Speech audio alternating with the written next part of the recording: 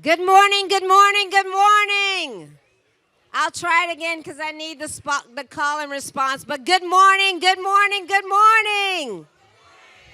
Thank you. And as I always start these mornings that I'm super excited about, I want you on the count of three, everyone under the sound of my voice, to say yes. 1, 2, 3.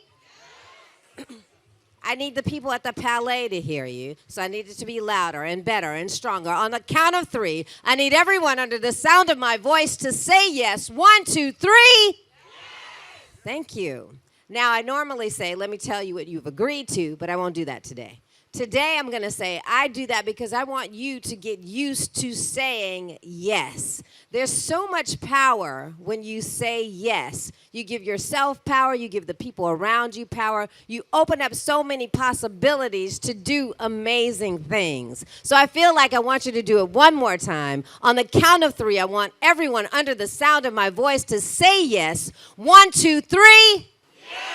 Thank you. A great example of people who have constantly said yes to the mission and moment of what we do is this client here on stage with me right now, Procter & Gamble. Please give them a round of applause. My name is Adrienne C. Smith. I am the founder of the Can Diversity Collective in Inkwell Beach. Shout out to our 5 years of activation. We are so excited to be here on day 4. This is history making that you're seeing here. We're making history by changing the look and feel of what Cannes Lions looks like. They're celebrating their 70th year. I'm sure they've never seen anything like they've seen on the Croisette in Cannes in 2023. But we plan on making this a regular occasion, a space that's full of inclusion, energy, creativity that's inspiring the world.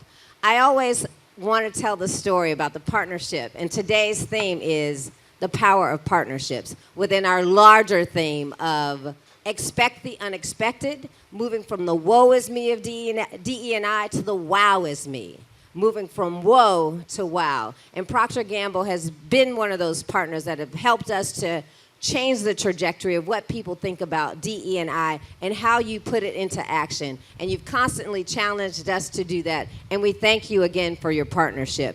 Just a little story. So last year, Mark challenged us to do more than, let's just not host a panel, and they always blow the roof off when they're here, so, just the power of what Procter & Gamble can do. Let's just not do a panel. Let's create opportunities to not just put it in action. And we were able to bring 5 young creatives that Procter & Gamble sponsored for us to do a creative campaign. We gave them 3 case studies or creative briefs. One was My Black is Beautiful. The other was Pampers, and the other one was Crest. And when I tell you these young people did a campaign and the time and attention to detail to viewing these campaigns, Mark and Damon and Eric and Igami Consulting and DDB and a lot of agencies were on the call for 3 hours. Do you hear me when I say 3 hours to capture the attention on a Zoom of watching very intently to presentations? And the presentations were so great, we thought we were going to give a winner the opportunity to attend the Dubai Links Festival in March. But Mark Pritchard, in his generous way, said, Adrienne, these presentations are so amazing that we think everyone should go to Dubai to experience the Dubai Links program. And I said, Mark, well, we only prepared for one. And he says, you know what, Adrienne, I think you'll figure it out and everyone will get to go to Dubai. So we really, yeah. So it was literally like one of those Oprah Winfrey moments. You get a car, you get a car. So it's like, you go to Dubai, you go to Dubai. Everybody goes to Dubai. So thank you for that opportunity. And those young people, when they got to Dubai, showed up and showed out and represented us very well. We also had an opportunity to present for the first time on the Dubai Link stage a conversation about the power of what inclusion means. So I thank Damon, who is my partner there on stage. We made history in Dubai. We will continue to make history because the power of inclusion, the power of partnerships is so strong, and the world needs to know how to do it and how we operate it. So I'm so grateful for the partnership of helping us lead the way. Eric was there with us, standing court, holding court, making sure that we were on task and our messaging was great. Again, we cannot thank you enough for that partnership. So on that note, I'm going to step away and let you guys hear what you were meant to hear, which is this presentation from Procter & Gamble. Thank you guys for this partnership, and please enjoy our day of partnerships, the power of partnerships. Thank you. There were always plenty of reasons to say no, to let someone else do the hard work. At P&G, we said, if not us, who? If not now, when? So we made a declaration that we were going to be the #1 company for Black employees and the #1 company for Black consumers. Part of this journey involved acknowledging the broader issues affecting Black Americans' lives. Racial inequality didn't begin with us, but it can end with us if we choose to act. P&G decided that we have an important role to play by not staying silent and by taking on the important issues of bias, inequality, inaccurate portrayal, and economic inclusion, which led us to the talk in 2017, and then the look in 2019, and the choice in 2020. This creative was coming from a place where marketers in America hadn't been before. Not everyone was ready for it, but many were, particularly after the events that inspired a social justice movement. We won't be minimized. Maximize us. As one of the world's largest advertisers, we're also committed to taking a holistic approach to build a more equal and inclusive creative and media supply chain, so Black Americans finally see themselves accurately portrayed on screen, and there's true inclusion at all levels where that work comes to life.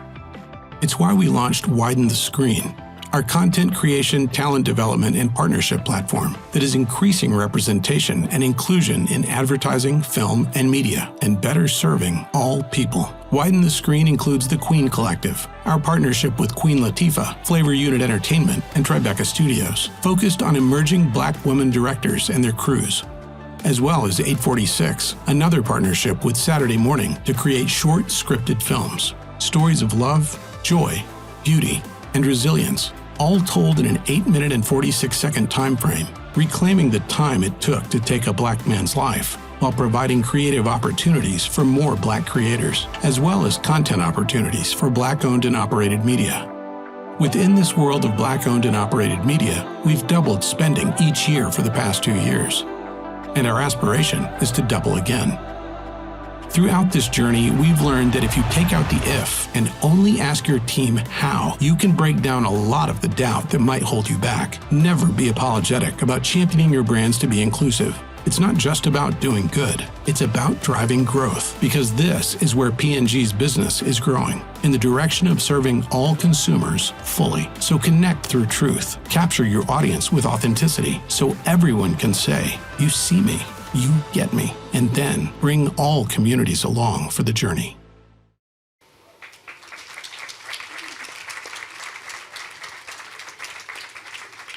Good morning, everyone. We are incredibly proud of the body of work that you just saw here on screen. And frankly, looking back on it, it all seems so simple. You know, be bold, be creative, speak the truth. Just tell it like it needs to be, and people will come along and understand it. It didn't exactly go down that way, right? The journey was anything but simple and easy, and candidly, it's anything but over. But I'm proud that we started. I'm proud that we persevered in the face of people who didn't think that we should be having that conversation. And I'm incredibly proud of my colleagues who stand on stage with me today because they are critical components to this journey. Today, our hope is to go deeper and talk about the enduring lessons that drove this work and candidly share some practical tips so that you can join us on that journey. We'll talk about what we got right. We'll talk about what we didn't get right. And we'll talk about the insights that will lead us to do that work today, particularly in an environment where people don't think inclusion is good business. We still believe inclusion is good business. My name is Damon Jones. I'm proud to serve as P&G's Chief Communications Officer. Let me introduce my colleagues. Leela Coffey, who heads our Multicultural Business Acceleration Team, Eric Austin from our Global Media Innovation team, Andrea Wilkerson, who leads our analytics and insights business for our global skin and personal care, and our good friend who needs no introduction, Mark Pritchard. His official title is Chief Brand Officer. I also like to call him, though, Champion in Chief of what it is that we're doing. So thank you for joining us today. Mark, over to you. Thank you, Damon.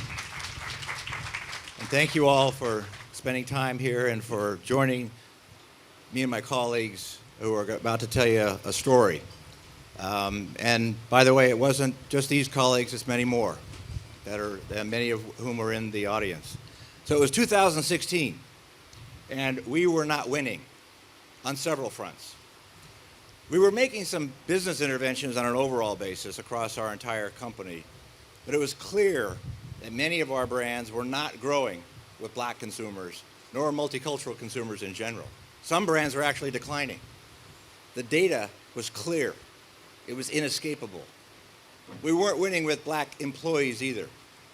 We had challenges in recruiting, retention, promotion, and satisfaction.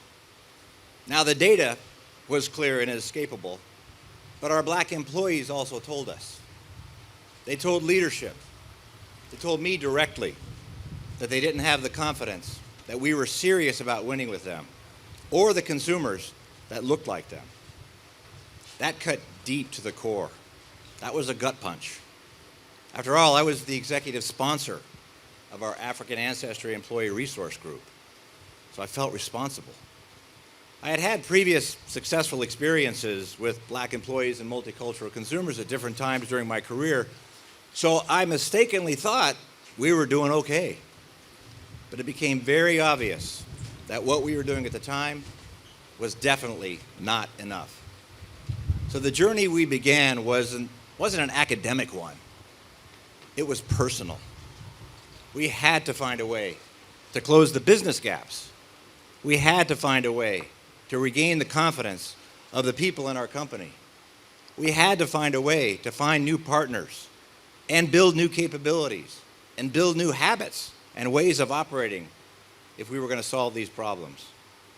We needed commitment, and we also needed the courage of our convictions. And we needed consistent and persistent action for immediate and lasting systemic change. We call this often the ground game. You got to be at it every single day, on the ground, making things happen. Now, we had to do all of this with a storm that was raging all around us externally. It was a profound moment on many levels for the company, for our leadership, and for me personally. It was a big wake-up call. So today we're going to talk about 3 aspects of our work that will hopefully be useful to you to apply in your business. Our job is to convey this to you, to join us, to learn, to apply to your business. 3 things. Number 1, inside the company, where we took deliberate action to improve the diversity of our organization at every level. Fundamental to serve diverse consumers, but also openly address bias and inequities in order to normalize the conversation about equality and inclusion, and step up on our responsibility as a leading employer. Outside the company, where we invested to learn, openly invite input, openly invite critique, and openly invite help, and evolve our approach to serve black consumers to meet their unique needs. Both as a company, we needed to do that, and we needed to do that on every brand that we operated with. And third, system-wide throughout the industry, because we recognized early on that the system isn't broken, the system is built this way. It was built for a different context. It was built for the majority. It was not built to do the work we had to do. So we had to forge strategic partnerships so we could take meaningful action that is leading to lasting systemic change over time, to drive business growth on our brands and in the entire market by advancing equality and inclusion in the creative and media ecosystem. This is not inclusion for inclusion's sake. It's not an effort that's a side project or a corporate effort that's separate from the main business. We view inclusive, multicultural brand building as mainstream, built in, not bolted on. We view inclusion as necessary to serve all people and each person. And it's essential to fuel business growth and advance equality and improve the employee experience and grow the entire market and drive economic prosperity so we can strengthen our entire industry. Over to you. All right, great. So going back to that, thank you, Mark. So it's interesting that Mark talked about that because we had been on a journey, and like you said, we thought we were getting some things right? So we had our Black ERGs, we had the Black History Month events, we even had Black people in our advertising, right? And we thought that was pretty good. But it wasn't lasting with impact, right? And so everything that we needed to do is we asked ourselves the question, what is landing with impact? And despite all of that activity, when it came to truly understanding the lived experiences of our Black employees, frankly, it wasn't there. It was still superficial. And candidly, I can tell you as a Black man within the company, when you looked in the rooms and where decisions were being made, there were still too far of us. So Mark talked about that intervention in 2016, right? One of the first things we did is we had to get everyone on the same page. So we had a company-wide webcast. We called this our Stepping Up Day. Stepping up to win. And our CEO hosted an all-employee webcast that basically said, we as a company are going after some new goals. And this just wasn't something that was done for the Black people or the people in marketing or whatever it is, everyone in the company. And he declared two bold ambitions, right? Number one, we're gonna be the best company for Black employees. And number two, we're gonna be the best company for Black consumers, right? He shared the data on household penetration gaps, all of that stuff that we needed to do, both on the employees and on the business, and said we, as you guys know at P&G, we're slightly competitive. We don't like to be good, we like to be number one, right? So we put the data out there, right? And it was a clear and compelling story that we really needed to do that. All righty. So again, those two bold goals as we move to the next slide. Number one, be number one for the company, number one for Black employees, and we talked about the interdependence of that. You can't do one without the other. And as Mark said, these were not D&I goals or E&I goals or DE&I goals, whatever you want to call them. They were business goals. We talked about a $1 billion opportunity that if we closed our share gaps, right, that allowed us to bring everyone on the same page, right? And so why this was a seminal moment is it gave everyone cover to ask the question, hey, does this work for multicultural consumers, right? If David, as our CEO, can talk about it, then everyone in the company could be able to do it, right? So it wasn't just a conversation that people needed permission or felt uncomfortable raising. Everyone had cover. Number two, we made winning in this space everyone's job. So everyone who was a manager of others in the company now had a job to do, was to ensure the success of their multicultural employees. Everyone who was running a business had a job to do, was to ensure the success of their multicultural consumers, right? All brands, all companies, all departments, right? So to take us further into that first step of that learning journey, I'm going to turn it over to Andrea Wilkerson.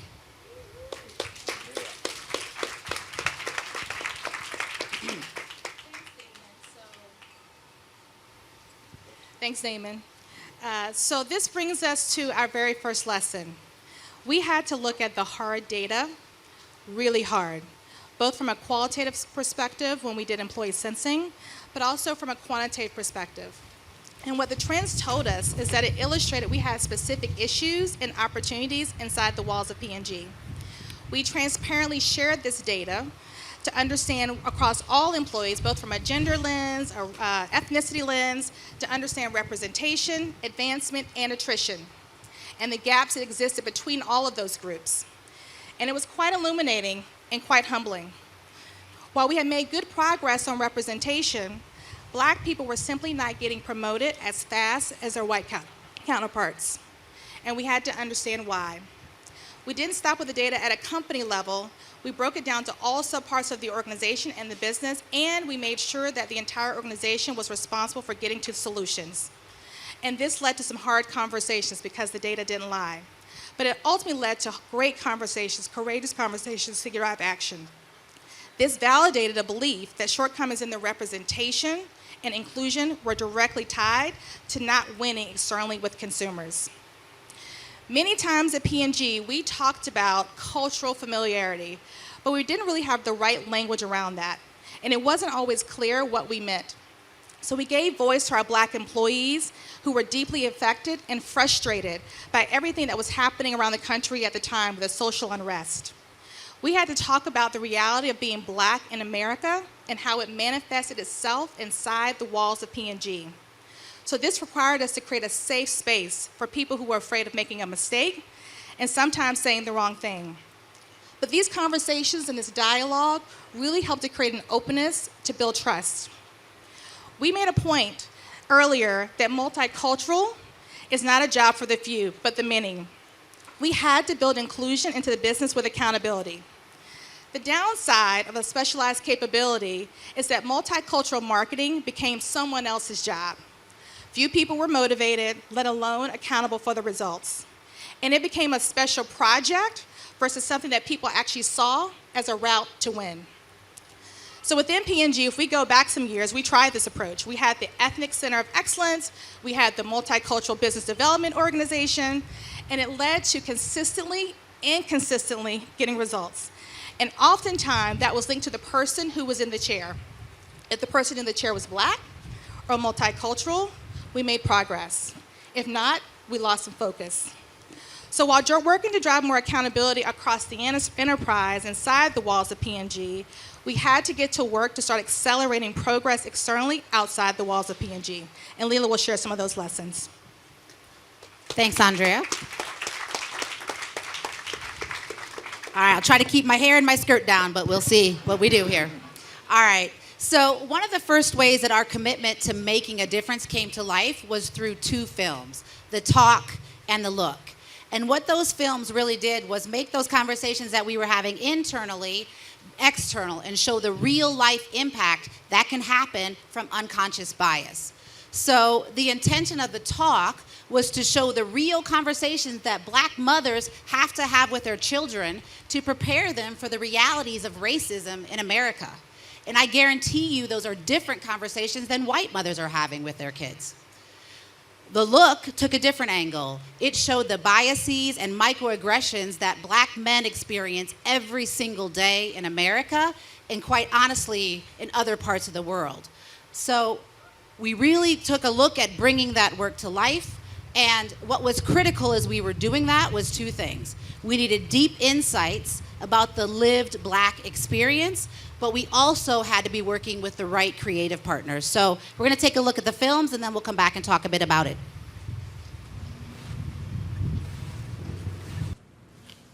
Who said that? The lady at the store. That is not a compliment. Listen, it's an ugly, nasty word, and you are gonna hear it. Nothing I can do about that. But you are not gonna let that word hurt you.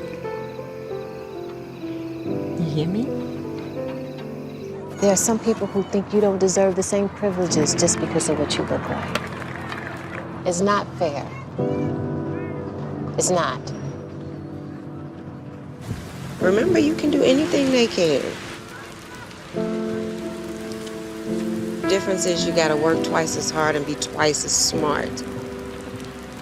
Come straight home after practice. You got your ID? Oh, guess I stopped you. How's your review? We're good. You good? Yeah, you see? We're good. Okay. Good. Now, when you get pulled over, I'm a good driver. Okay? baby, Don't worry. this is not about you getting a ticket. This is about you not coming home. I'm gonna be okay. Right? Okay.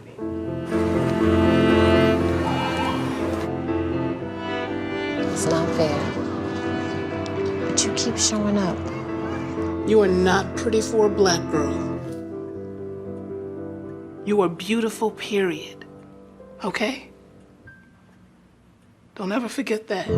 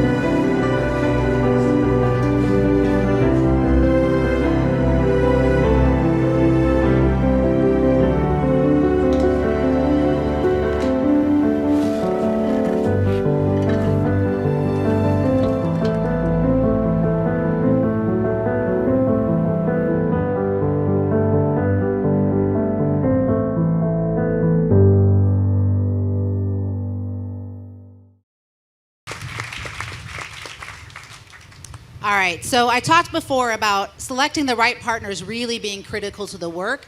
And you can see in there the level of insight and nuances that is in that work is absolutely critical to do well. So for the talk, we partnered with Agami, who is our multicultural communications agency. Some of our partners are here today.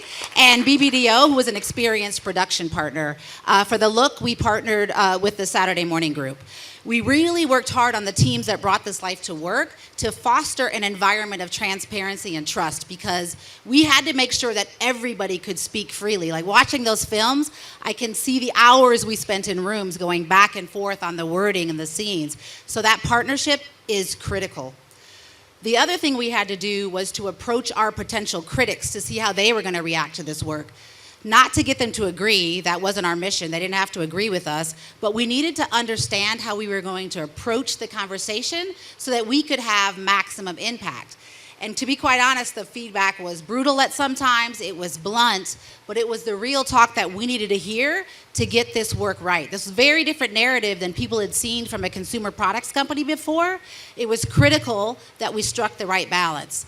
So many times people will look at this work and say the target was Black America. Of course we wanted the work to resonate with Black Americans, but what we really wanted to do was to spark a level of introspection in white America to get them to understand and think about the unintended impact of bias. So what we were trying to do with this work is to spark awareness and conversation, because what we found at Procter & Gamble is that if we can spark a conversation, that conversation leads to understanding, understanding leads to empathy, and empathy is what drives action. So that is exactly what we were trying to do. The next part was really learning through testing. Testing was critical in this to get it right, and it was very, very iterative in the way that we did it. We sliced this research very finely. We talked to different political groups. We talked to rural America. We talked to urban America. We talked to different ages, races, ethnicities. We also spent a lot of time with Black Twitter, which, for those of you who know, Black Twitter can be a scary place. But they were very, very helpful as we were looking at how we were going to do this. So we knew that we were challenging some pretty significant societal norms, and we knew that we were doing the right thing. But we also knew that when we dropped this film, there was going to be an impact and some balance and some backlash. So the testing really helped us to understand and be prepared for what we were going to see. But what we saw as a result of this body of work, one of the big benefits to P&G is that we were able to establish credibility with the Black community, which allowed us to establish some really meaningful relationships. And what that did is give us the right to have future conversations about the Black experience that we would have over time. And then summer of 2020 hit, and we released The Choice. So you'll see a bit of a screenshot of it here. You can find that online a little bit later, look it up. But what we realized was, during that summer of 2020, is it wasn't enough to just be anti-racist. What The Choice does was to encourage others to use their influence, to use their power to drive change. And that was really our first rallying cry for allyship. So it was also at this time that many of our brands during that summer of 2020 wanting to jump into the conversation to support Black consumers, which is normally a great thing, but that was something that some of our brands had never done before. And if you do that inauthentically, there can be a lot of backlash for a brand, right? It can hurt the brand's equity. So what we needed to do was to give the brand some rigor and a way to look at where they were on their inclusivity journey. It wasn't meant to judge them for where they were or chastise progress. It really was trying to give them a way to get started with the work. So we created something called the 4R framework. So I'll take you through that in just a second. But while we first used this with Black consumers, this is really a framework that can be used for any diverse consumer group. So the first R is reach. Brands needed to look at, was their media reaching their diverse consumer targets? Now, we'd love for this to be done at reach levels that are upwards of 80, 90%. Mark would argue 100%, but you really need to make sure that your messaging is reaching those targets at high levels. So reach, that's the first R. The second R is representation. So you should ensure that the diversity in your ads is at least proportionate to the population that you're trying to target. And then you need to make sure that how you're representing consumers in those ads is accurate and aspirational. And guess what one of the best ways to go about making sure that happens is? It's making sure that you've got diversity on your brand teams and diversity in your agency partners. Doing that work is so much easier if you've done that. The third R is relevance. And this is really about understanding your consumer at a deep level. That means you're doing the research with her. We call it jobs to be done. What are the jobs to be done that she's looking for your product to do for her? So using the example of black women and skin. So we know black women, anti-aging is not our first concern, right? We all have heard that black don't crack, right? But I will say it will crumble, so SPF please, especially while you're here, right? But we're much more interested in skin luminosity, even skin tone, hyperpigmentation. But you would never know that, right? You just make the assumption that all women are equally concerned about anti-aging. So that research is critical. Then the final R is resonance. So we have data that shows that ads score better and inspire more trust when they are in media resonant contexts, which are your black owned and operated media outlets. So make sure that you're placing your ads in those contexts. And resonance is also about showing support for the community always. Don't just talk about it, be about it. And that was one of the things when we were going through the summer of 2020 that Damon said, if you're not taking some action, you don't get to speak, right? Always making sure that you're showing up correctly. So I'm now going to show a piece of creative that kind of shows all the 4 R's brought together. So this is a piece of content that we did for one of our hair care brands, My Black is Beautiful, in partnership with Cartwright. And what you'll see in the work is it demonstrates a level of penetration of black women and their hair, how we feel about that. But then it was also about how we brought the work to life. We aired the ad, broke the ad first on the NAACP Image Awards. We partnered with the BET Her Awards. We partnered with the Black Hair Experience in Atlanta and aired the work on a myriad of black owned and operated channels. So here's the work.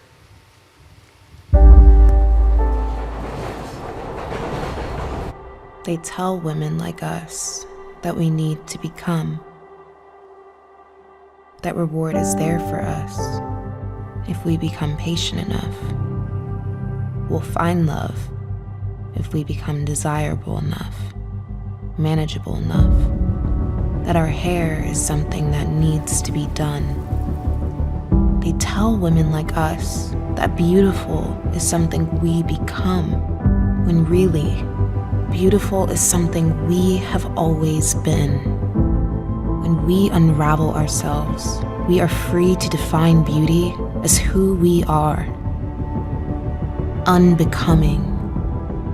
What's unbecoming of a black woman is becoming who you are.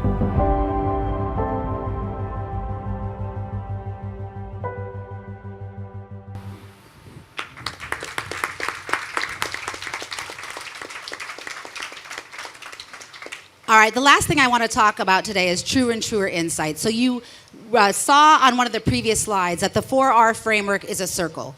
And that is done very purposely because we want brands to stay on that learning journey, especially for insights, constantly going deeper and learning with the consumer. And that sweet spot is really about finding an insight that is true with all of your consumer targets, but is especially true for the diverse target that you're going after. And that's what we call true and truer. But it didn't stop there for us. The next step was integrating it into the brand ecosystems, internally and externally, and Eric's going to talk to us about that.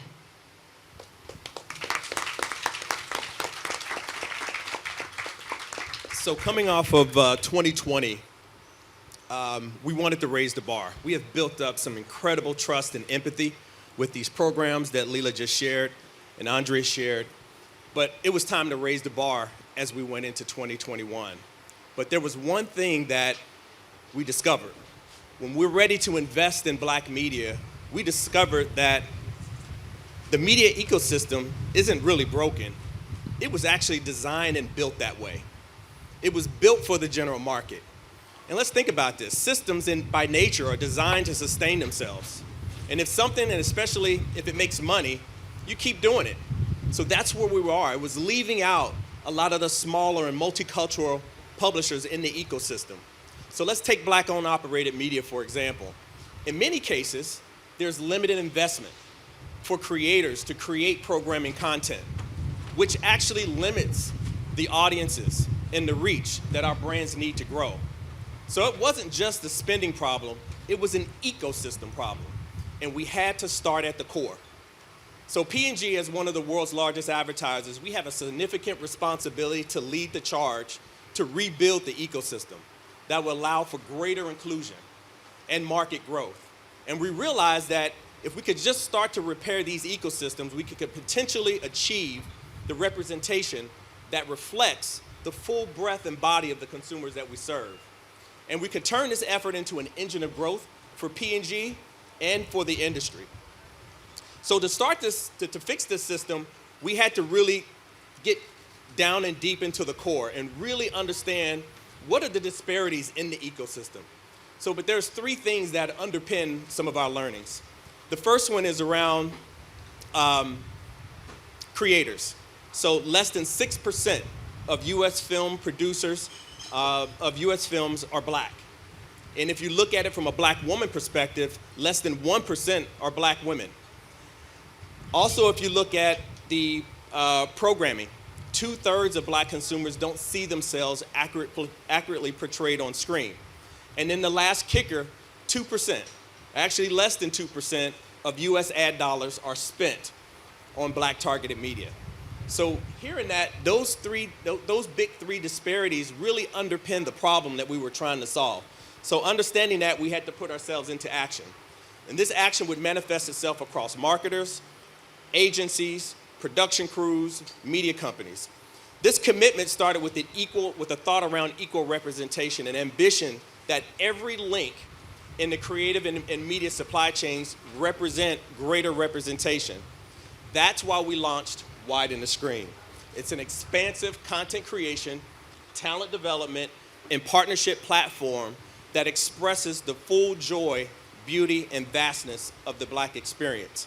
Our immediate focus is on Black creators, but our intention is to expand this program across Hispanic, Asian Pacific Islander, Native, LGBTQ, and Indigenous communities. So we won't just stop at Black consumers, we're going to expand this across all communities. And this program was founded on a fundamental call to action to widen the screen so we can widen our view by portraying the full joy, beauty, and vastness of Black life, not simply representing the Black community between two extremes, extreme struggle or extreme excellence. Let's take a look at a film that actually launched during the Image Awards in 2021.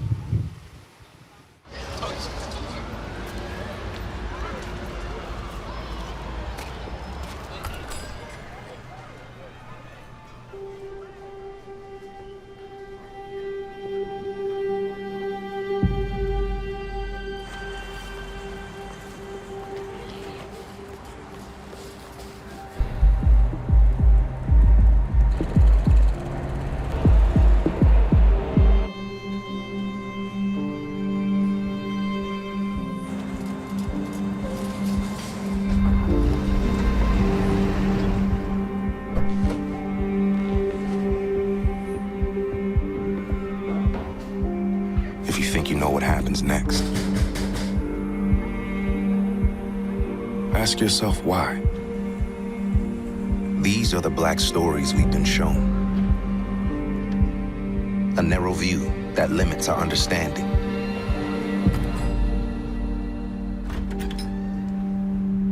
But there's so much more to see.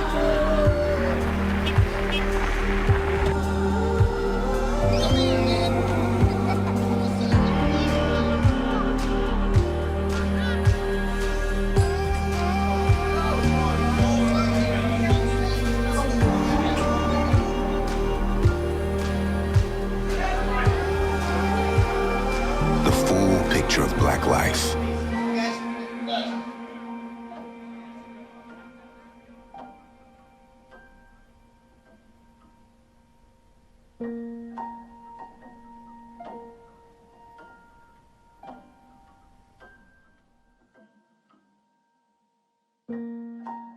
Let's widen the screen so we can widen our view.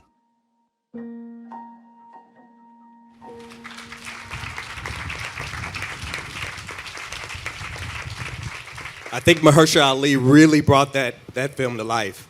And that insight there was really a creative transformation of 2/3 of consumers don't accurately see themselves portrayed on screen.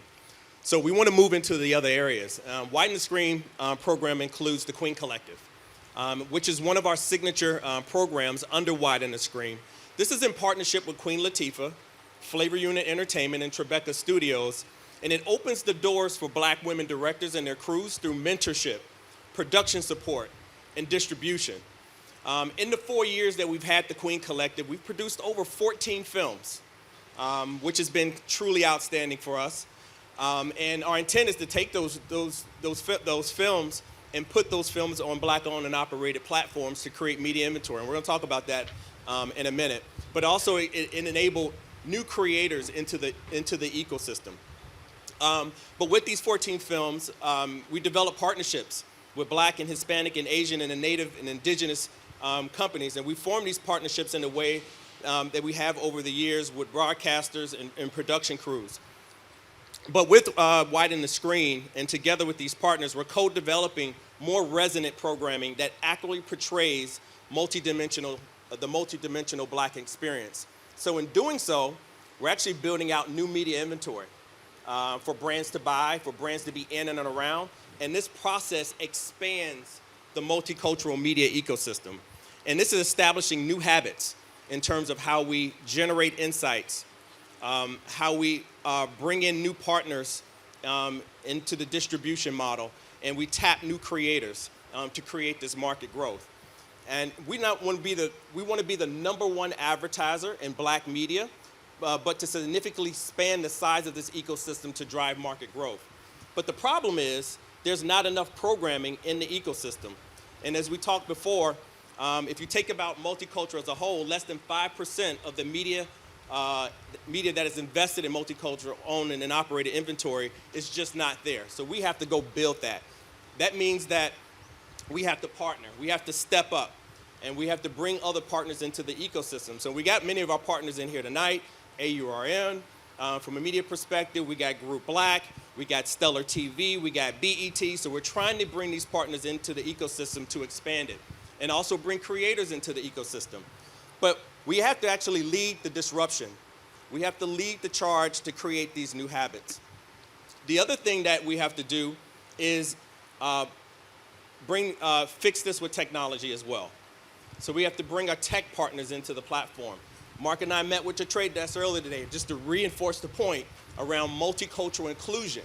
This is not a platform that we continue to invest in the majority, in the big Disneys and all the bigger platforms, but we have to be inclusive of how we expand this market growth. We have partners like Reset Digital, bringing new SSPs into the ecosystem so that we not only be inclusive in our media purchasing and buying, but this also creates jobs for those companies, which actually creates market growth and buying power for our consumers to purchase our products. So with that, and all this partnership model, we now have the model. We want to drive it down to our brands. I want to let Andrea come back and give you some examples of how we're widening the screen across our brands.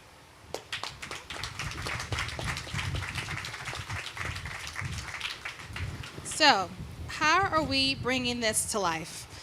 I think one of the important things that we saw, particularly for one of our biggest brands, Old Spice, right, our biggest global brand, is that we learned that we weren't winning with Black men. And how did we learn that? Because they told us.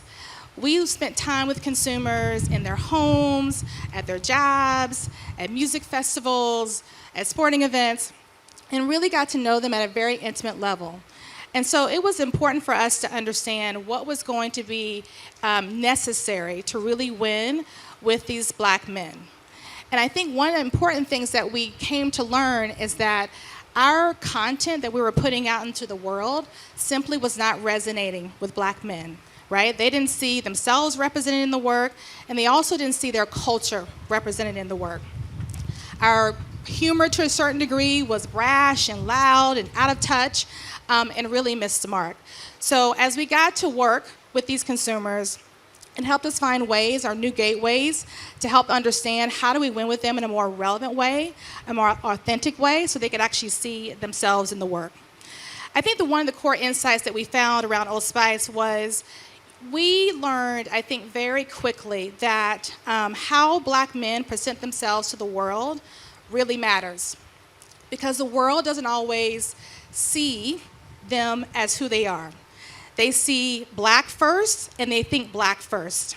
So it's like we talked earlier, we had to continue to go deeper and deeper to understand not only what mattered to them in their lives, but also what mattered to them from a category standpoint in order to address this. So how do we repair it to build a new strategic approach for our Old Spice iconic brand?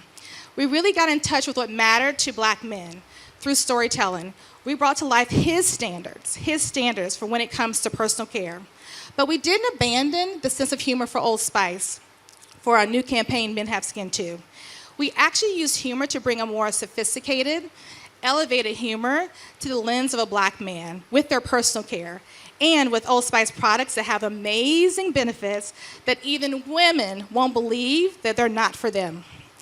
One of the most pleasant things that we learned on this journey with Old Spice is that we found when we really go deeper on those insights, those truer and truer insights that Leila talked about, particularly with one multicultural group, we actually find that the executions are broadly appealing for all consumers.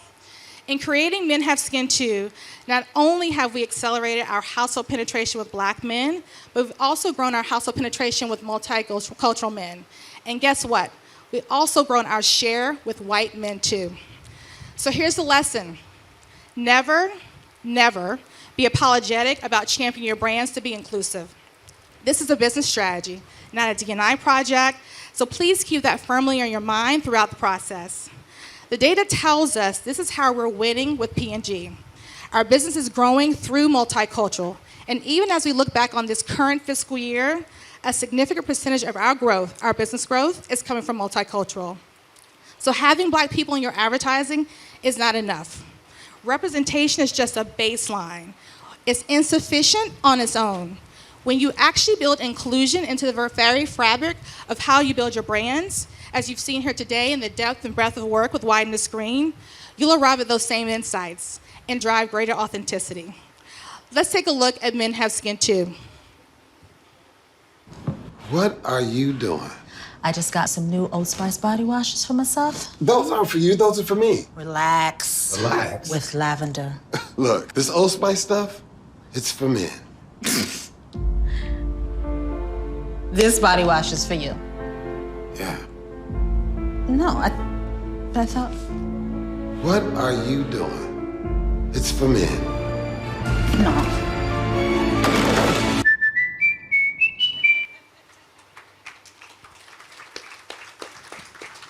We've seen such massive and expansive growth behind this campaign with Old Spice, and we've actually taken this same blueprint, this campaign, and extended across multicultural groups at large.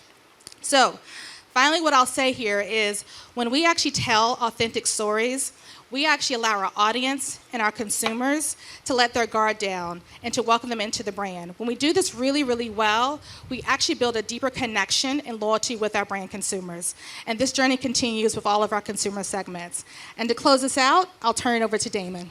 All right, thank you, team. At the beginning, we talked about wanting to win and wanting to be number one. And you see throughout what we presented today that this is really about authentically connecting, understanding, and serving consumers, both inside the company and in our brands, but understanding what steps we need to take along each side of this journey. So what we now want to do, candidly, is I'll show up a slide that summarizes the lessons that we have here today so that you see them recapping with where Andrea started. Looking at the hard data really hard, penetrating it to understand what it says about each and every consumer group, deeply understanding the Black experience. You can do that really well when you have great representation in your company. I'm sorry, I'm going the other way there. Creating cultural familiarity inclusively, and then building it into the business with accountability.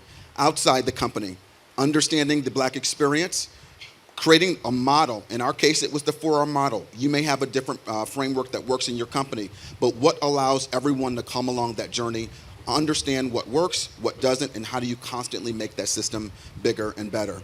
And then truer and truer insights. When you can win with one consumer group, it creates a shadow so you can win with alls. and then getting into the system, recognizing where you frankly need to give room for your people to work outside of the system. We oftentimes say, well, these are the steps. Well, sometimes those steps need to be a little bit differently for certain consumer groups. Constructively disrupting and rebuilding with new habits. We talked about Black-owned media. What do we need to do to not just say, this is what Black-owned media needs to do differently? What do we need to do differently to win with Black-owned media? And then again, partnering with others along the journey. This has been our roadmap. As I mentioned, the journey is far from over. We're still on it, and we're constantly getting better.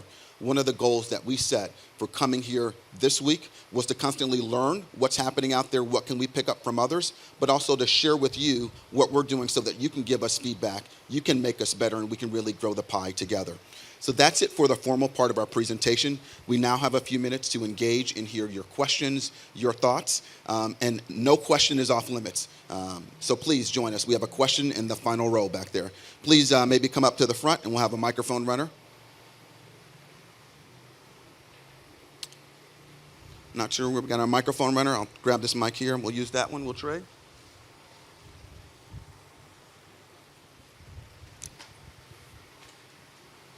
Hi, thanks very much, and thank you for being so generous and sharing all this great information. So you talked about really looking at the data, and obviously these were very clear business decisions that you made. But what we know is that very often our folks internally don't hear the data, read the data, believe the data, whatever. So did you have to have a conversation about why we're going to become this brand that focuses on the Black community versus another community or all lives matter and whatnot? Yeah, I'll start and then maybe I'll ask Andre to chime in with the thought. Going back to 2016, when we said we needed to have a new focus, we were very deliberate in saying this is a company strategy. We didn't have anyone else in the company lead the discussion on that strategy other than the CEO, right? And so we, again, being a data-driven company, at that presentation, we literally put up a chart that said, let me talk to you about the reality of our Black employees. This is how many we recruit. This is the rate at which we promote. This is the rate at which they leave. We put that data up and said everyone in the company gets to see the data. We did the same thing on the business when we looked at shares and household penetration for our brands. And we brought everyone in the room and we said, Tide, here's where you're at. Pampers, here's where you're at. Olay's where you're at. So we made it transparent and we made it okay to talk about it. But we drove accountability down throughout the organization. And so if I look out at this room, we've got head of our beauty business, head of our Pampers business, a number of our businesses here, they were the people that had to look at their own data and their own employees could ask them questions. So tell me what we're going to do to make progress on it. So I think that is what helped us normalize the conversation. Mark, you want to add, or Andre, you want to add? Well, what I would add to that is that it's an ongoing conversation, and it never stops. And if you let up on it for a moment, it will drift back. We've talked about habits. The 4 R's are habits. We have some other habits of how to build our business among Black consumers and all multicultural consumers, because you have to change the habits. Because the habits that we've grown up with in building businesses is to build business with the averages, not with the eaches. And so that requires a change in mindset, that there is no general market, there's a multicultural market. That the only way you can get growth is by driving your multicultural business. You have to change your research, so it's inclusive research. You have to change your reach strategy, so it's among all consumers, not on an average basis. You have to change your advertising strategy, which means you need to change your agency strategy, which is your creative strategy. You have to go out and buy Black-owned media and recognize that there's a systemic depth of change that needs to occur. So it is a constant education. And what we have found is we just keep embedding it and embedding it and embedding it. I will be very clear, it's really important to ensure that you get all senior management involved.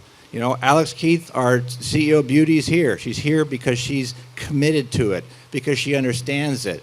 And so we have our much number of business leaders that are here. We've put a full-time job with Leela and with Eric and with Andrea on dealing with this, plus other people. And it's not very important. It is everyone's job. It can't be just the Black community's job.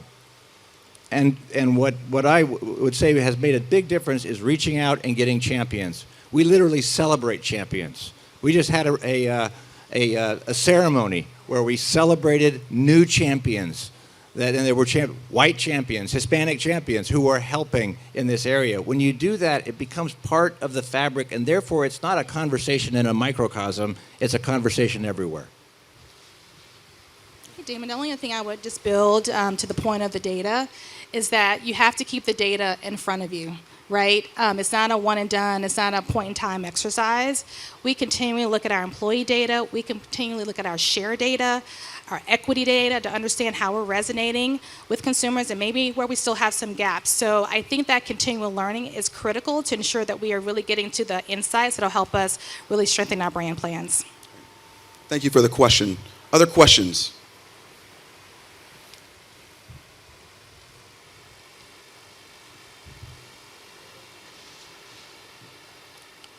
Gentlemen, thank you for this informative session. My friend, and ladies, I'm sorry. You first. Damon, a few years ago, you guys went on a campaign, PR, and you were talking about some of the brilliant African-American, mostly women, scientists you have there, particularly doing some incredible work in beauty. So I was at BDO, blackdoctor.org at the time, and we did a beauty event, and actually we recognized Rukisha Thompson. Talk in terms of the talent and the opportunity for our young people through media to see the kind of careers that they can have above and beyond sports and entertainment.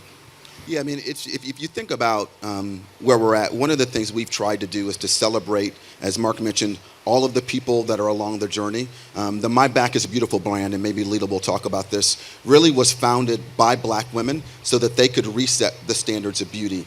Fundamental to that was making sure we had black women scientists throughout that, and really having the right people in the room and showing them and showing the world who we had inside of the company and how their lived experience really was a big part of that. So I don't know if you want to talk a little bit about the journey of MBIB. Yeah, so I think it's exactly what Damon said. With black women in our hair, there's a common belief that if you don't have it, you don't know it, right? And that you need to have hair of that type to be able to formulate products that are truly going to work. And we have that. And that's a point of pride, I think, for P&G, that who is behind our multicultural textured hair brands are black women that are designing for it. And they speak at HBCUs. We have TikTok channels. Everything that shows who's behind the brands, but also for the very specific purpose of showing young girls through STEM that there are other things that they can be in life. And that's a mission that a lot of our scientists have.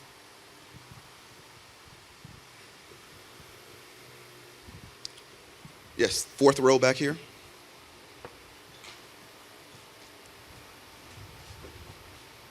Thank you again, all panelists and audience members, for your attention as well.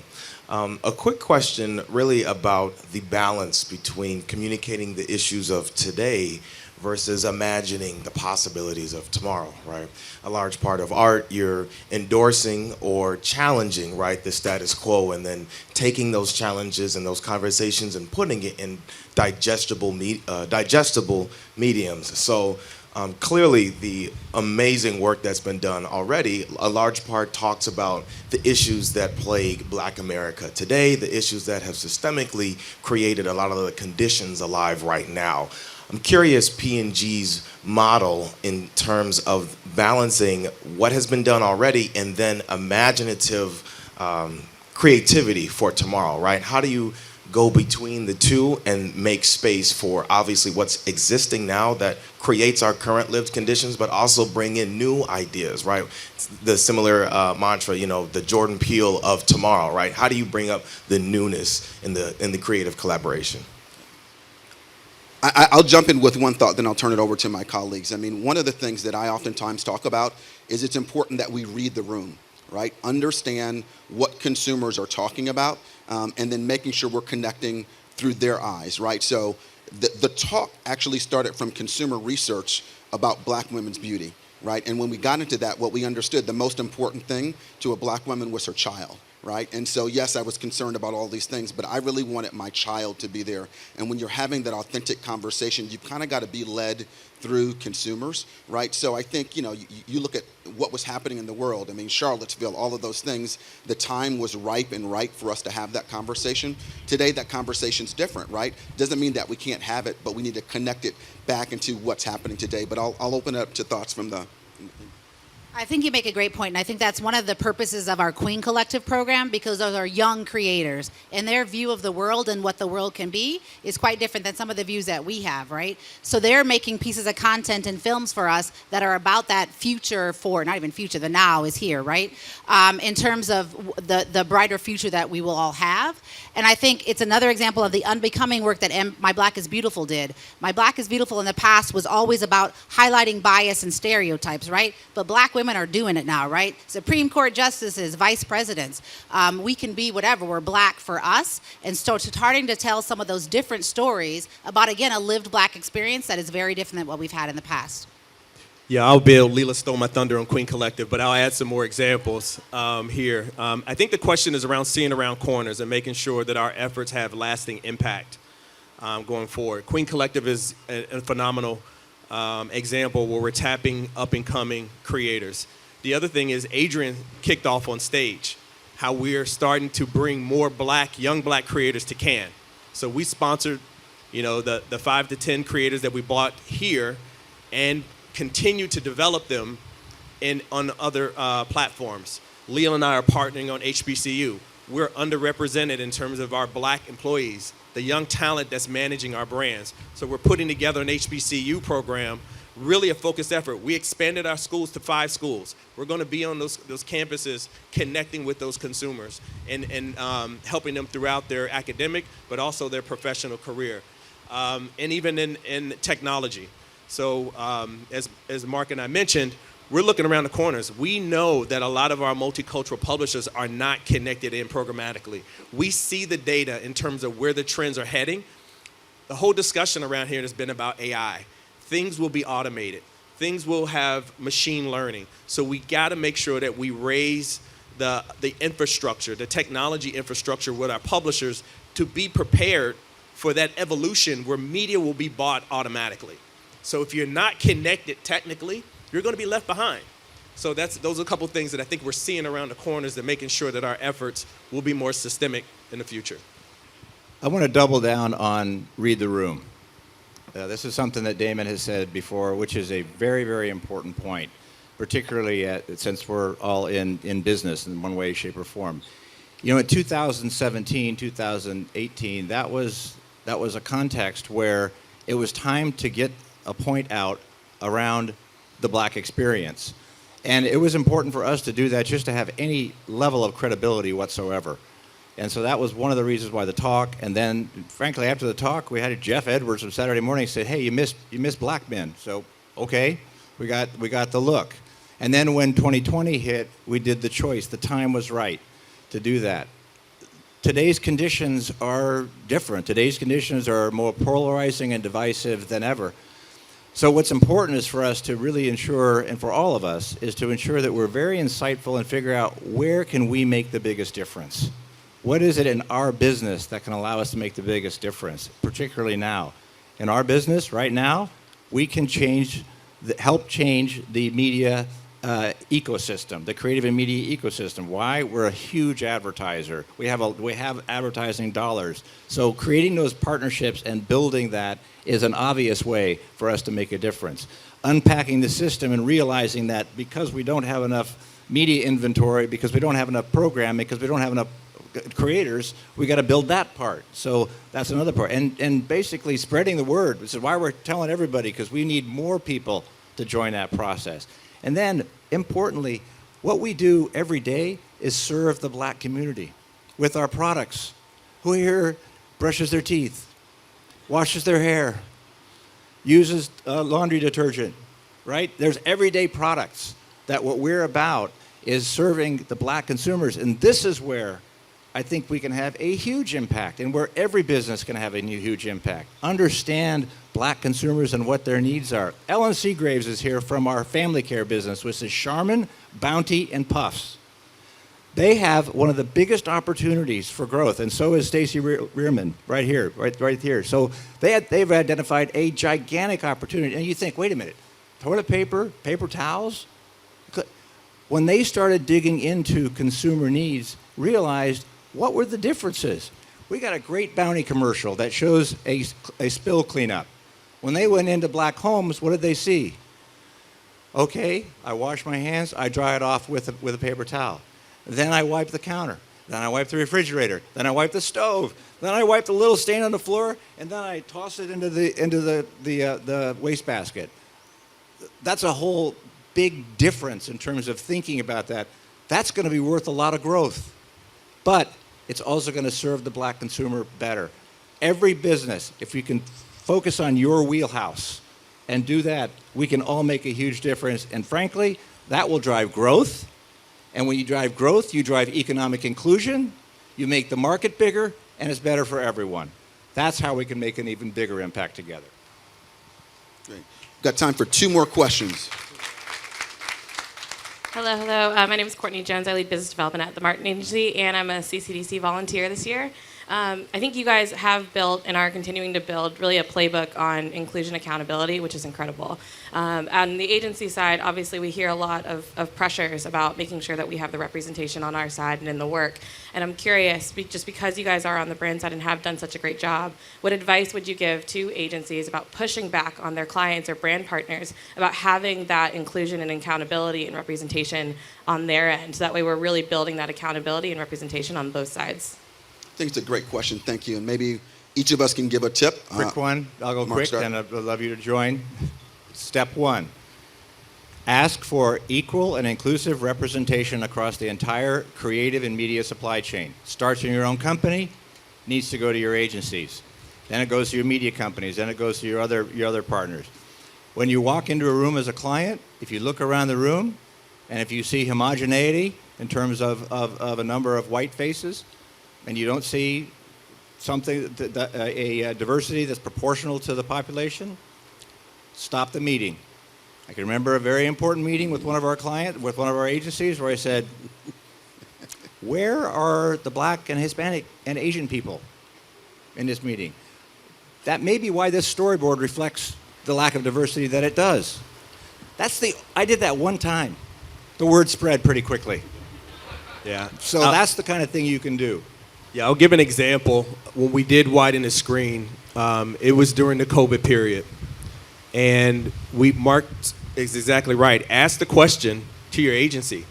I think the first meeting when we saw the screen, we were like, this is not going to work. So we asked the question to make have more diverse representation on the screen. And I'm talking about during COVID. So I got 9 boxes on the screen looking at the creative team. That second time they came back, it was a sea of diversity. And the insights got deeper and deeper. And we, on the first call, we went a completely different direction. I don't know if you remember this on Widen the Screen. And then the second time when we had more diverse on the screen, we went a completely different direction. And that's the output that you saw. So you got to ask the question, and you got to see the diverse creative team to get the truer and truer insights. And I think it's also looking at how is the copy scoring, right? If it is not built by people who understand the nuances and the insights, it's not going to score as well as copy that does. And I would have that just honest discussion. And if the copy scores aren't there, have a discussion about share or household penetration and what's really needed to go after those numbers. Yeah, I think that's exactly right, Leela. I think one of the things that we continue to be reminded of as we work with our agency partners, if the lack of representation is not in the room, it makes it a much harder challenge to get to the quality of what we're trying to develop in terms of the effectiveness, right, and the authenticity of the content. So having that representation gets us to the speed and the quality of the storytelling much faster and in a more authentic way. Yeah. The last point, or maybe before Mark comes back, the point that I'd make, because it sounds very easy to say that, the thing I would encourage you to do is to create space for that conversation. One of the things that's oftentimes difficult to do is you're in the midst of the work, and then you realize why we're kind of off track. Literally have that conversation in a part of an annual plan, as part of an annual review, and it cannot be the most junior or the black person or the Hispanic person or the gay person or whatever it is, right?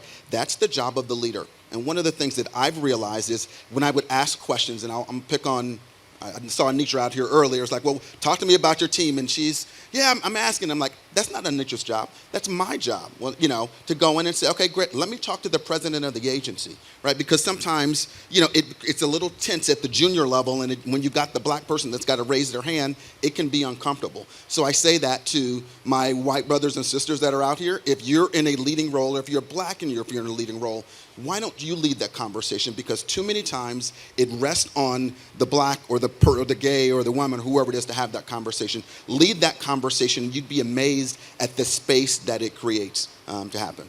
That's where I wanted to go further on that. You and I are obviously a Vulcan mind meld, because it's really important that our white brothers and sisters, our gay brothers and sisters, our black brothers and sisters reach out to each other and have a conversation. Establish a partnership, establish a champion.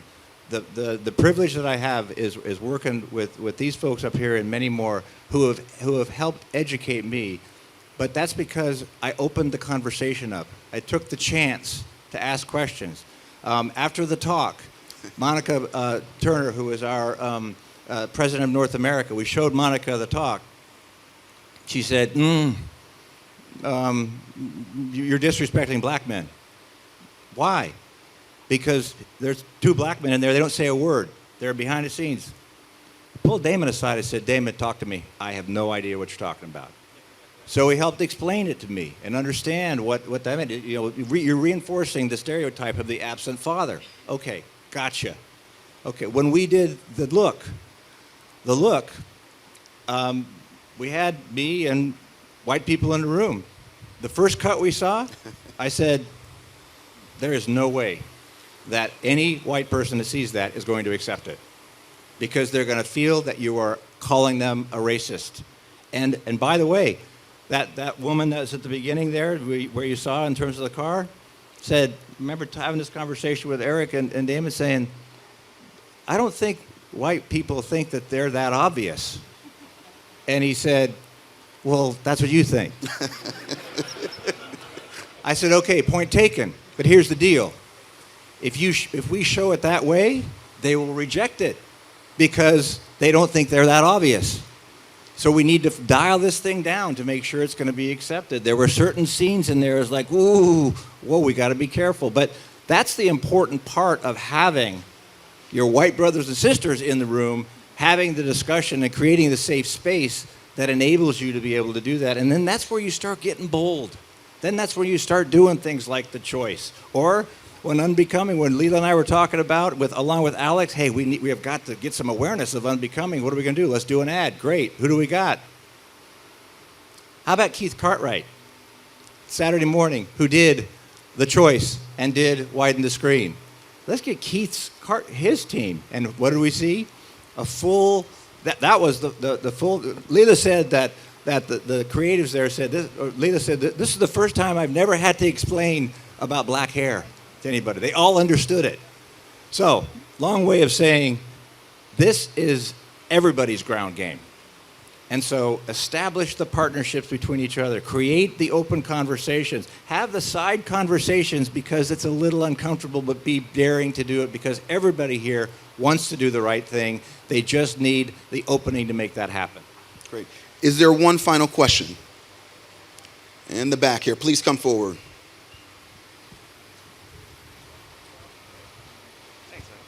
Hello. I was really interested by that nugget that you guys shared about how you're using this work as almost like the vanguard, that you're then going to roll it out, you know, to Asian and Native and all that. I thought that was really interesting, especially because the Old Spice ads, the new Asian ones, I love those. Could you talk a little bit about how you can use that and these efforts within your organization to say this isn't just about a black thing. This is about a game changer. And you talked about going from the average to the every. Like, that's really interesting. Could you talk a little bit about how you're using this as the engine for change?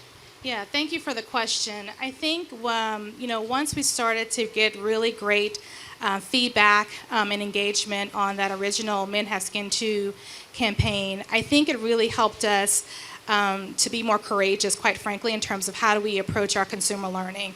And really in a way that we could go deeper by each consumer group and understand like what was really important to them from a skincare regimen, from a personal care regimen, And we found nuanced insights by consumer segment.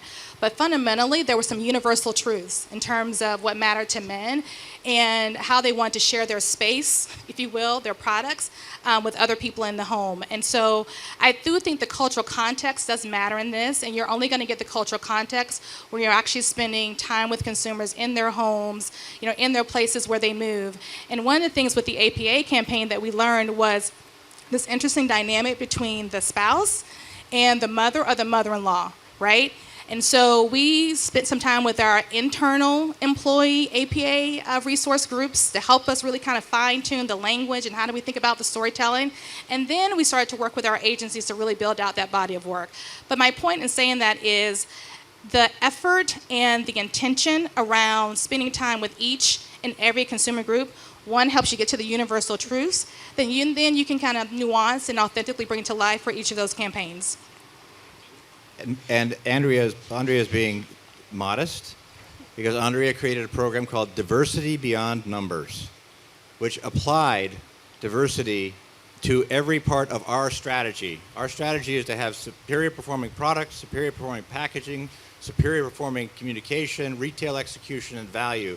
And what Andrea created was a program that takes businesses through to go through every one of those components and build that out. That was building upon the 4 Rs and the multicultural habits, and so we're trying to institutionalize that work. By the way, that ad was done by an all-Asian agency, PCA, Giancarlo Pacheco. It's another way to do this thing. He's in the house. All right, there he is. All right, good. That's how you make the difference. And then I'll just lastly build, like all of our categories and brands develop those playbooks. So the playbook that's been at the corporate level that Old Spice has done, other brands are now developing. Their target could be USH, could be APA. But really it gets down to what Mark just talked about, the vectors of superiority of your brand put together with the insights and depth and how those are going to work true and truer across all. So we really pushed it down to all levels of the company. I'll close by pointing you to where you guys can learn more. Obviously, you can visit pg.com/widen the screen or use the QR code. But if you visit our YouTube page at Procter & Gamble, you'll see a vast body of work. We focus today on largely the Black experience being here at Inkwell. But we can talk about the journey on Asian Americans, right, through a film that we did called The Name that just won an Effie. We've got amazing films on the LGBTQ community. And again, part of these are not going by and just ticking off the box for the different groups. As we pointed out, built on deep, meaningful, true human insights, connected back in to the performance, value, and relevance of our brands. When you do that, right, and we make no apologies about trying to do good in the world and trying to grow our business at the same time. But what we've learned is you have to do both of those at the same time. This cannot be about doing a diversity thing to make people feel good. It can't be just about growing the business. But there is a real sweet spot when we do both. So on behalf of my team... One more point. One more point. Mark, one more close us point. out. Don't keep going. But one more point. And it's not just America. Correct. It's everywhere. Okay, they're all in each everywhere, every market. So our Canadian team has picked this up and focused on French Canadian, Chinese Canadian, Southeast Asian Canadian. Our Brazil team has recognized that 50% of the population is black and brown, celebrating curly hair with Pantene, and now focusing on individual insights here. Our UK team, our Pantene Europe team, has done a brilliant job of focusing on black hair, Asian hair, Hispanic hair, Caucasian hair, as well as gray hair. People with disabilities, vision impaired, as well as LGBTQ+. So it's not just a U.S. opportunity, it's a worldwide opportunity. If we keep that in mind, we can widen the screen everywhere and widen opportunities. Damon, back to you. Thank you all very much. Have a great day.